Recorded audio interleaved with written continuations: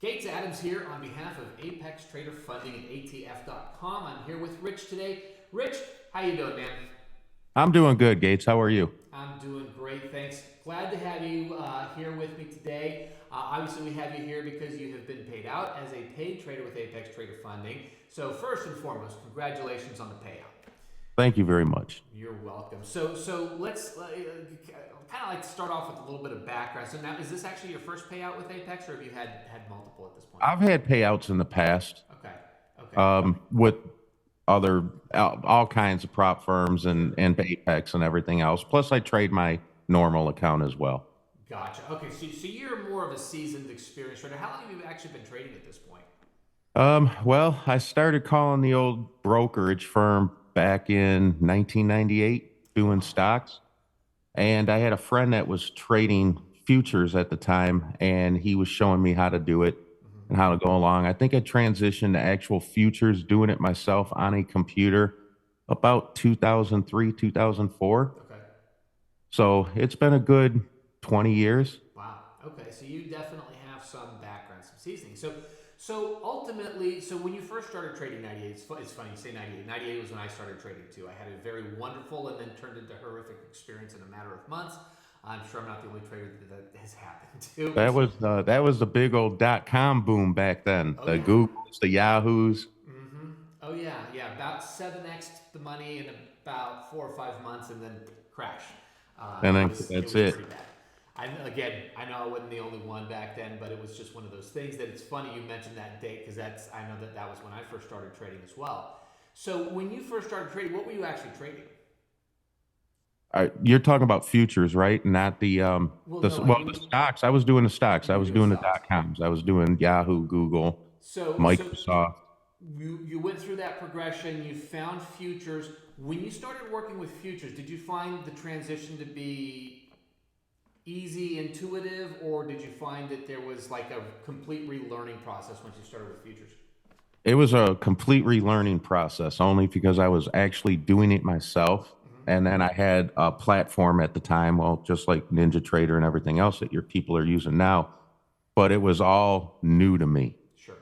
The internet connection was new. All that stuff was new in the early 2000s. So it took me a while to really get used to it. And I put a lot of market tuition into it before I started actually seeing any money. Right, right. So it was a long run. So as you've progressed, and of course, you mentioned you've worked with other companies. When you first kind of hit the idea, or at least you were presented with the concept that there would be companies out there that would fund your trading, what was that initial thought for you? It was too good to be true. Yeah. It sounded easy, Mm-hmm. and I was all in. Right. I was sign me up. And number one, it's still kind of too good to be true because it actually works. But where I was wrong is it's not that easy. Right. So, what are you seeing as the biggest challenges, not necessarily just for yourself, but that you see other traders going through? I mean, with your depth of experience, I'm sure you're talking to other traders. What are you seeing out there? A lot of psychological problems. Basically, that's what it comes down to. Know when to hold them and know when to fold them. Right. People are over trading. They're thinking that it's free coming to them. So they're over risking their trades. They're not paying attention to any kind of strategy. They're just kind of winging it. And when they do hit the jackpot one time, they think it can happen all the time, and it doesn't happen that way. Right. It does not happen. So I see a lot of people just over trading and letting their mind get involved with trading before pushing that buy and sell button. And I have the same problem doing it. I have to catch myself every once in a while or sit on my hands because FOMO is real. Sure. So a lot of these traders are doing it. I do it myself. It's just a matter of trying to get it under control before to stop the bleeding before you bleed out. And Absolutely. that's what a lot of people are doing. I mean, you see a lot of YouTube videos, a lot of traders on YouTube where I make $100,000 a day and stuff like that. I mean, I would like to make $100,000 a day, but in reality, that's too good to be true. Right. Well, I think when you talk about the psychology of trading, I think there's a natural progression. I think if you can get your head on board with making 200 bucks a day, you can work your way to making, three or 400 bucks a day. Then you can work your way up to like 500 or 600 bucks a day, then 1,000. I don't think psychologically speaking, there's any way for someone to jump from the couple hundreds to the tens of thousands or more in one jump. The mind just can't comprehend it in a way that allows the body to do it. If You that are makes sense. 100% correct. And I always tell people when they ask me about trading and stuff like that, $250 a day can leave the 9 to 5 away. You Absolutely. don't, that's all you have to do. And if you can do that across multiple accounts and give it time and stop rushing things, it'll all work out and you'll be happy in the long run. Right. But people don't see it that way. They want to go straight to the tens of thousands. And even when you're capped on your contracts, your minis, Sure. you're not going to make tens of thousands of dollars a day on one trade being capped with even 10 contracts Right. unless you get that 100-point run. And with a drawdown, that's probably going to happen before you hit that 100K jackpot. Right. So I think a lot of it, would you say, I'm losing where am, hold on one second. Uh, my apologies. I seem to have disappeared. I've lost my, Yeah, I see your profile picture looking quite dapper there. there we go. All right. I'm back in the frame. So my apologies on that. We'll get that. And there it goes again. All right. Well, I'm still in. So I'm fading in and out. I'm not sure what's going on, but we'll roll with it. Maybe we'll do some edits. Maybe we'll just let it play out. But so for you, as you've worked through a lot of these psychological challenges and the ups and downs that are inevitably associated with it, what's been working for you in terms of keeping yourself consistent and keeping that psychological struggle at bay? Trade certain hours of the day, pick your hours and stick with it, stick with your plan. And I mean, keep your risk down. If I think I'm going to get into something too heavy and it's going to get too risky, I'd rather just hit that close all button before I hit that add contract button. Right, right, So it's like I said, trading, I say trading's probably 80% psychological, 20% skill. In my book, someone might say that's a little different in their book, but you have to have your mind right. If your mind's not right, your trading's not going to be right. any tricks of the trade, secrets, things that you've read, things that you've done, things that have just really helped you through that process?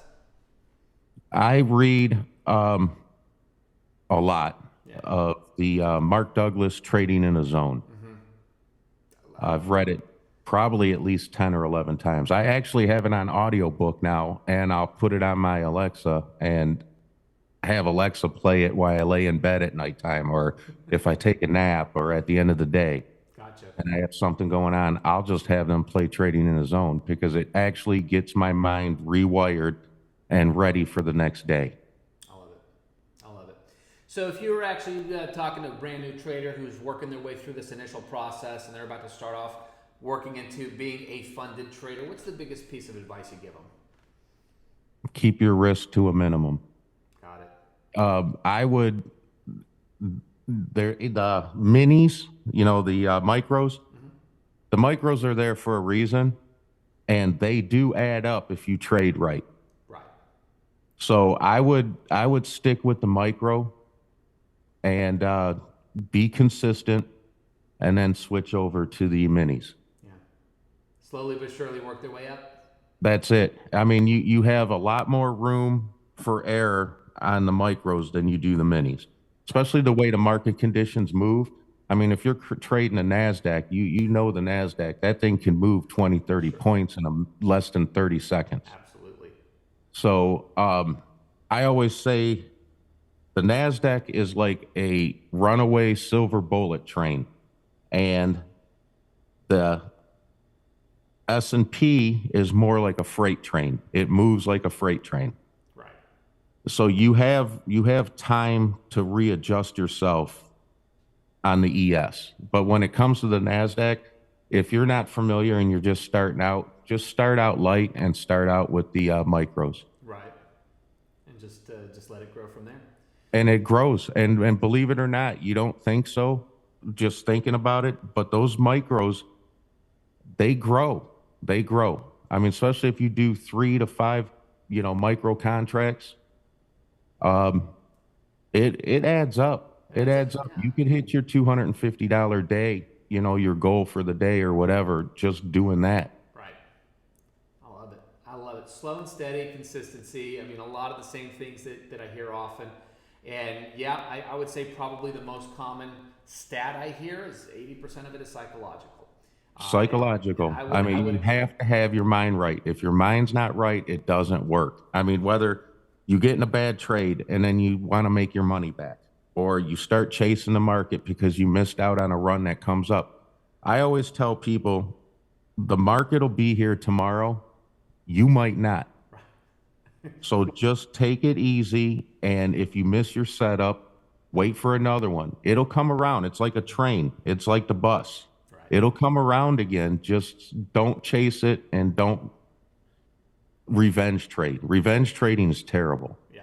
That's gotten many of us many, many times. Well, Rich, I I think still do it. And, I could preach it like I'm a professional, but if you sit in my office and watch me trade one day, I'm guilty of it too. we're all I'm guilty of it susceptible. still to this day. We're all susceptible, every single one of us, and that's one of the things. I've often said that trading is it's a constant evolution. I mean, you never stop learning, you never stop growing. There's always somewhere else to go, and I think a lot of that really boils down to that mindset and that psychological control, that discipline, that consistency of self. And at the end of the day, if you can get that in line, I think you've got a pretty good shot at this. That's the only thing, just risk management and keep your mind right. And don't get greedy. You figure your ego gets involved, that's fear or greed. Both of those are your account killers. I When you absolutely get agree. your ego involved, it will kill an account no matter what. Right. Just keep it in check. And if you have to, walk away. Yep. Just walk away for 5 minutes and clear your mind, and then come back and sit back down and just watch the market structure on what it's doing at the time. Sure. Well, And wonderful you'll get a, advice, you'll get a man. bigger picture of it all. Yeah.